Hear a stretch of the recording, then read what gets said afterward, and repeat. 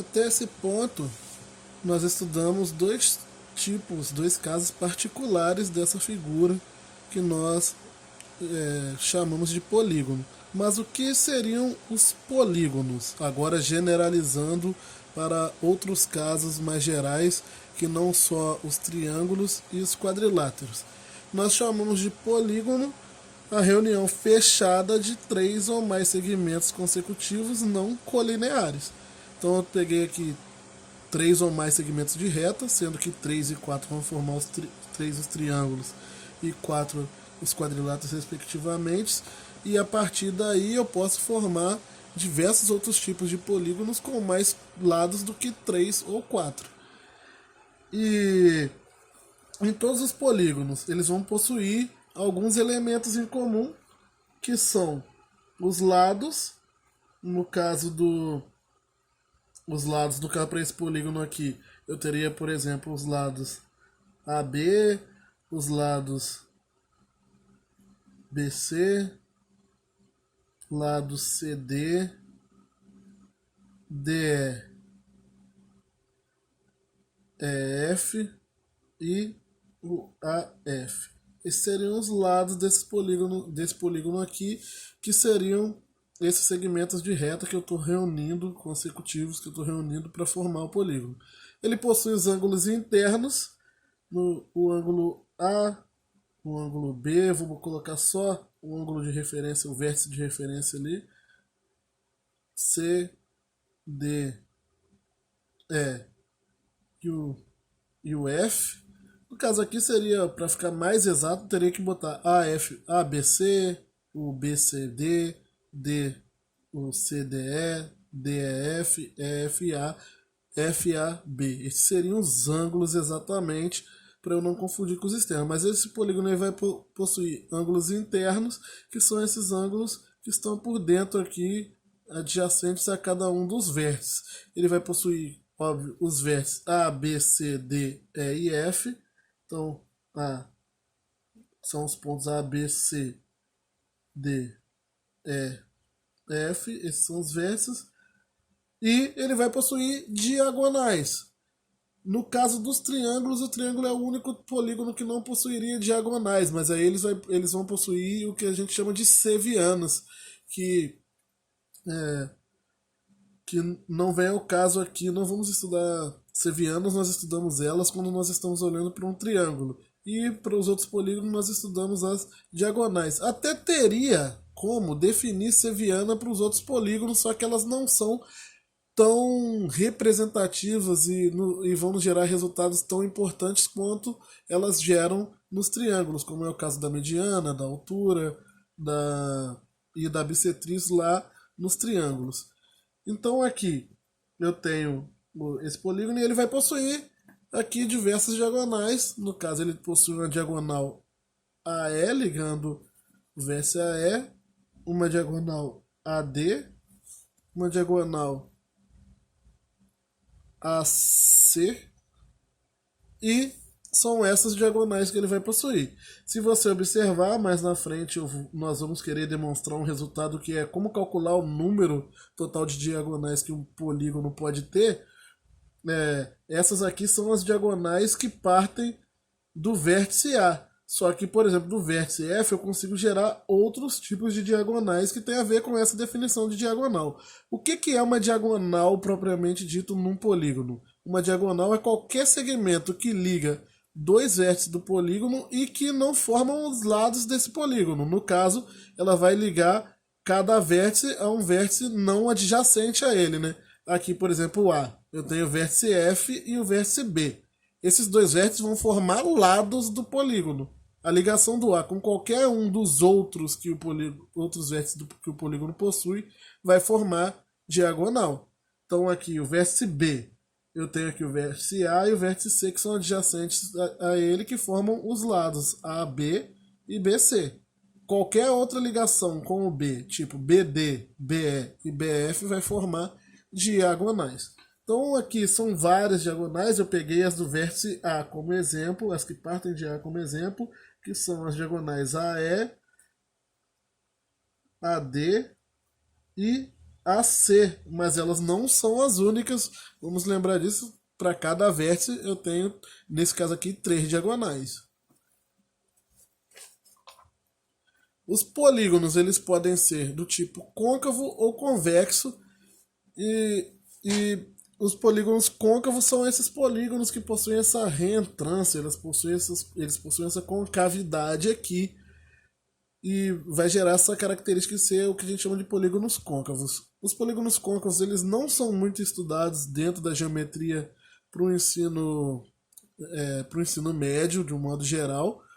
Nosso estudo acaba se focando em cima dos polígonos convexos, mas um polígono côncavo, uma definição para ele seria dizer que um polígono côncavo é aquele polígono, é qualquer polígono que possua um ângulo maior que 180 graus, como por exemplo esse ângulo aqui. Uma outra definição para polígono côncavo seria dizer que um polígono é côncavo sempre que, ao traçar a partir de 2 pontos internos desse polígono, eu conseguir gerar um segmento que tenha partes fora do polígono, eu digo que esse polígono é côncavo, como é esse caso aqui. Tem um pedaço do segmento aqui que está por fora. Em polígono convexo eu não consigo fazer isso. Qualquer 2 pontos internos do polígono, quando eu traço um segmento, o segmento inteiro vai estar dentro do polígono.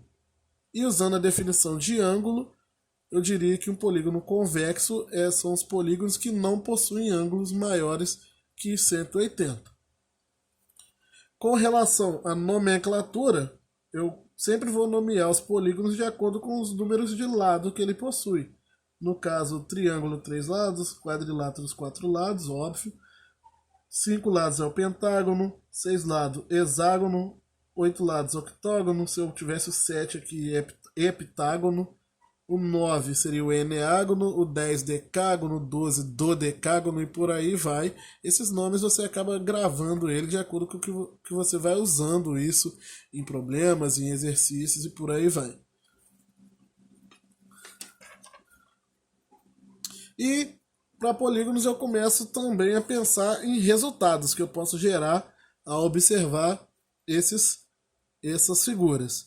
O primeiro deles, assim como eu fiz com triângulos e quadriláteros, seria olhar para os ângulos desse polígono. Eu posso dizer o que sobre esses ângulos? Por exemplo, eu posso dizer o que sobre a soma dos ângulos de um polígono. Observe o seguinte: o triângulo, a soma dos ângulos internos de um triângulo é igual a 180 graus, qualquer triângulo. O quadrilátero, nós vimos que a soma dos ângulos internos de um quadrilátero é 360 porque eu posso dividir o quadrilátero em 2 triângulos, então vai ter 2 vezes 180. Só que observe que todo polígono, vou pegar aqui o pentágono, eu consigo dividir ele numa quantidade de triângulos igual ao número de lado que ele possui menos 2. Olha só, o pentágono eu consegui dividir ele em 3 triângulos, 5 menos 2. Todo polígono eu consigo fazer isso. Com todo polígono eu consigo fazer isso. E é daí que vai sair a demonstração intuitiva, digamos assim, da fórmula da soma dos ângulos internos de um polígono. Qual é a fórmula então da soma dos ângulos internos de um polígono? Dentro de todo polígono eu consigo gerar n menos 2 triângulos. E cada triângulo possui 180 graus. N menos 2, gente, é assumindo que o número de lados desse polígono seja n. Então, assumindo que o número de lados do polígono seja n, eu sempre vou conseguir gerar n menos 2 triângulos. Isso me indica que, como cada triângulo desse tem 180 graus, então a soma total de ângulo de qualquer polígono vai ser 180, que é o referente a um dos triângulos, vezes n menos 2, que é a quantidade de triângulos que eu vou conseguir repartir cada polígono. Essa fórmula aqui é chamada de fórmula da soma dos ângulos internos de um polígono. Observe que ela vai dar certo para o triângulo, por exemplo. O triângulo tem 3 lados. Então a soma dos ângulos internos do triângulo teria que ser o quê? 180 vezes 3 menos 2, que daria 180 vezes 1, que é 180. Ou seja, a soma dos ângulos internos do triângulo é 180 mesmo. Para o quadrilátero, seria 180 vezes 4 menos 2. que é 180 vezes 2, que é 360, e a soma dos ângulos internos do quadrilátero é 360 mesmo. Para o pentágono seria 180 vezes 5 menos 2, que daria 180 vezes 3, que dá 540, que é a soma dos ângulos internos de um quadrilátero, e por aí vai. Essa fórmula vai funcionar para qualquer polígono. Você vai conseguir demonstrar ou dizer qual é o valor da soma dos ângulos internos de qualquer polígono utilizando essa fórmula aqui, daqui em diante. Um exemplo é, calcule a medida calcule a soma das medidas dos ângulos internos de um dodecágono. Dodecágono é o polígono que possui 12 lados. Então, a soma dos ângulos internos, esse SI é o I de internos, a soma dos ângulos internos de um dodecágono vai dar 180 vezes 12 menos 2, que é igual a 180 vezes 10, que é 1800 graus. Então, a soma dos ângulos internos de um dodecágono vai dar 1800 graus. E o polígono também vai possuir ângulos externos. Quem são os ângulos externos? São esses ângulos que eu crio ao estender paralelamente aqui um dos lados do triângulo, do polígono. E eu vou poder gerar ângulo externo para cada um dos lados do polígono. Seria o que eu estava querendo representar com essa figura aqui. Se eu tenho, por exemplo, nesse caso, um hexágono, vai ter 6 ângulos internos, e adjacente a cada ângulo interno desse eu tenho um externo adjacente a ele. Esses dois ângulos, vale observar que eles são suplementares, né? Todo ângulo interno somado com o externo vale 180. Então, através dessa condição, eu consigo também gerar e descobrir qual seria aí uma fórmula, mas nesse caso não vai ser uma fórmula, vai ser um valor numérico específico mesmo, da soma dos ângulos internos, da soma dos ângulos externos de qualquer polígono, que é uma demonstração simples também. Pensa o seguinte, aqui eu tenho um hexágono, então são 6 ângulos internos e 6 externos, e a soma de cada um desse par de ângulos externos e internos dá 180, ok? Então, o que acontece? Se eu somar todos os ângulos internos mais todos os externos do polígono inteiro, se eu somar todos os ângulos internos mais todos os ângulos externos de um polígono, isso vai ter que equivaler a 180 vezes a quantidade de vértices que tem esse polígono. Porque em cada vértice eu tenho um ângulo externo mais um interno dando 180. Então é 180 aqui, mais 180 aqui, mais 180 ali, mais lá, tudo. Então a soma de todos os externos mais todos os internos vai dar 180 vezes o número de vértices ou o número de lados desse polígono que eu chamei de N ali atrás. Só que nós acabamos de calcular que a soma dos ângulos internos de um polígono equivale a 180 vezes N menos 2. Então eu tenho que 180 vezes N menos 2 mais SE tem que equivaler a 180 vezes N.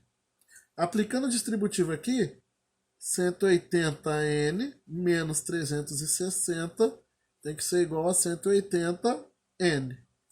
Passando a, mais SE, perdão. Vou refazer aqui, ó. 180N menos 360, que é o 180 vezes menos 2, mais SE é igual a 180N. Então aqui, repassando tudo para o outro lado, SE, isolando ele aqui, é 180N menos 180N, que é esse que estava desse lado e foi para lá, mais 360 que está mudando de lado, mais 360. 180 corta com 180, SE é igual a 360. Ah, mas deu um número? Isso mesmo. O que isso está demonstrando para mim? Que não importa o polígono, a soma dos ângulos externos desse polígono vai dar 360. Ah, mas é um triângulo, dá 360. Um quadrado dá 360. Um quadrilátero qualquer, 360. Um dodecágono, 360. Não importa o polígono, a soma dos ângulos externos dele vai dar 360 graus.